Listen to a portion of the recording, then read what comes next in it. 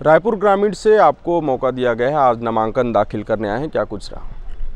हाँ, आज हमने पहला पर्चा दाखिल किया है और क्षेत्र में बड़ी उत्साह की वातावरण है। जहाँ जाते हैं लोगों में एक उत्साह रहता है और कांग्रेस के प्रति ज़बरदस्त आक्रोश है।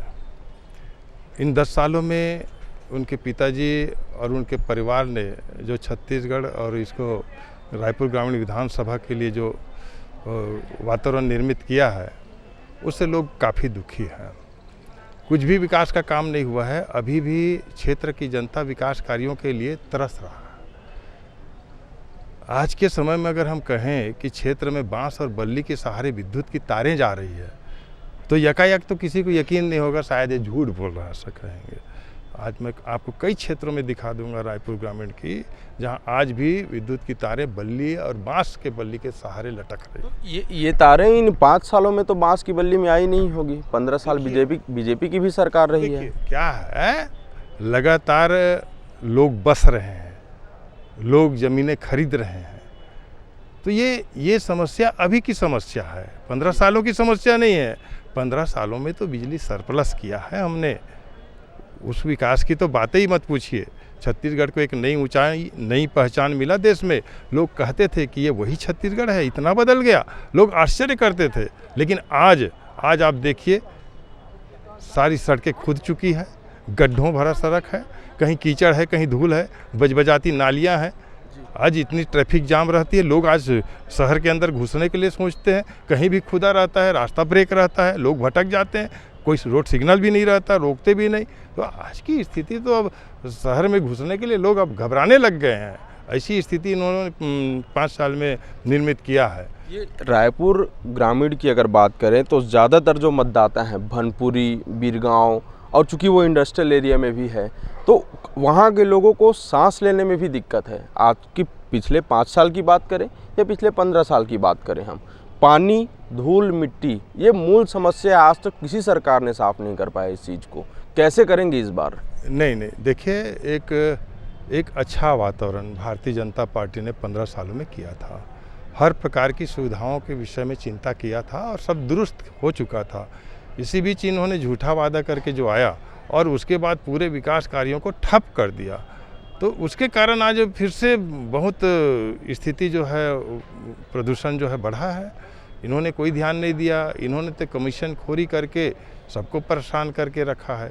तो काम क्या करेगा आदमी? आज देखिए शहर की क्या बदतर स्थिति है। निर्माण एजेंसियां अपने हिसाब से बिल्कुल स्वतंत्र रूप से काम कर रही, कहीं बैरिकेड्स लगा देंगे, कहीं गड्ढे खोद देंगे, कहीं कुछ भी कर देते हैं। इसका वजह क्या है? आखिर इतना मनमानी क्यों हो रहा है? कहीं ना कहीं इनको बड़ी मोटी लेन देन हुआ है, इसीलिए क्या करेगा, कर रहा है अपने हिसाब से। कांग्रेस के जो प्रत्याशी हैं पंकज शर्मा, वो कह रहे हैं कि 15 साल तक जो बीरगांव और भनपुरी क्षेत्र में जल की समस्या है, लोग पानी के लिए तरसते थे, और आज वो कह रहे हैं कि हम 5 साल में टैंकर बनवा दिए, पानी साफ कर दिए, अंडरग्राउंड पानी पाइपलाइन बिछा दिए, और जो गर्मी के दिनों में सैकड़ों टैंकर लगवा दिए। कितना सत्य है उनकी इन बातों पर? आप खुद 2 प्रकार की बात कर रहे हैं। एक तरफ कह रहे हैं कि अंडरग्राउंड सारी हमारी पेयजल की व्यवस्था कर दिए, दूसरी तरफ कह रहे हैं कि सैकड़ों टैंकर लगा दिए। अब उसका कौन सी बात सही है? जब सारी व्यवस्था हो गई है तो टैंकर की क्या आवश्यकता है? ये तो हंसी मजाक जनता के साथ करने वाली बात है ना। तो ये दोमुही बातें नहीं चलेगी। प्रधानमंत्री जी का बहुत ही बड़ा महत्वाकांक्षी योजना है नल जल योजना। हर घर में नल लगा करके देना है। ये क्या किया 5 साल में? ये 5 साल में क्यों नहीं लग पाया? ये जवाब देगा ना। 100% पैसा जो है सेंट्रल गवर्नमेंट की है, इनकी क्या है? ये तो लूट रहा है उसको, खा दिया उसको, बर्बाद कर दिया। इसमें तो कहीं कोई संदेह नहीं है। इसमें क्यों गुमराह होंगे? जनता सब समझ रही है। जनता के बीच आप जा रहे हैं, क्या मांग है जिसको लगता है कि आप विधायक बनेंगे तो आपको स्वयं लगता होगा कि इस चीज़ पर सबसे ज़्यादा फोकस होगा, ये विकास के कार्य जो होना है वो बहुत ज़रूरी है? कौन से मुद्दे हैं, कौन से विषय हैं वो काफ़ी उभर के सामने आ रहे हैं? देखिए, अब जनता ज़्यादा कुछ भी नहीं, जनता ये देख रही है कि 15 सालों में जिस प्रकार से भारतीय जनता पार्टी ने एक छोटे तबके से लेकर के बड़े तबकों तक के लिए सबके लिए योजनाओं के माध्यम से विकास का कार्य किया था, अब इन 5 सालों में उसको धरातल में ला करके इन्होंने पटक दिया है। अब जनता फिर से चाह रही है कि वो फिर से गति पकड़ना है तो विकास के साथ चलना पड़ेगा, भारतीय जनता पार्टी के साथ चलना पड़ेगा। अब उनको बहुत ज़्यादा सवाल जवाब के नहीं, हम जब संपर्क करने जाते हैं तो जनता हमसे खुद रूबरू होते हुए अपनी पीड़ा को व्यक्त करना शुरू कर देता है, और जब हम उसकी बात को सुनते हैं तो वास्तव में एक जनप्रतिनिधि जो है इस स्तर पे नीचे गिर सकता है, इसकी कल्पना नहीं किया जा सकता। तो जनता मन बना लिया है कि अब नहीं सही वो बदल के रही, वो बहुत प्रताड़नाशाली है।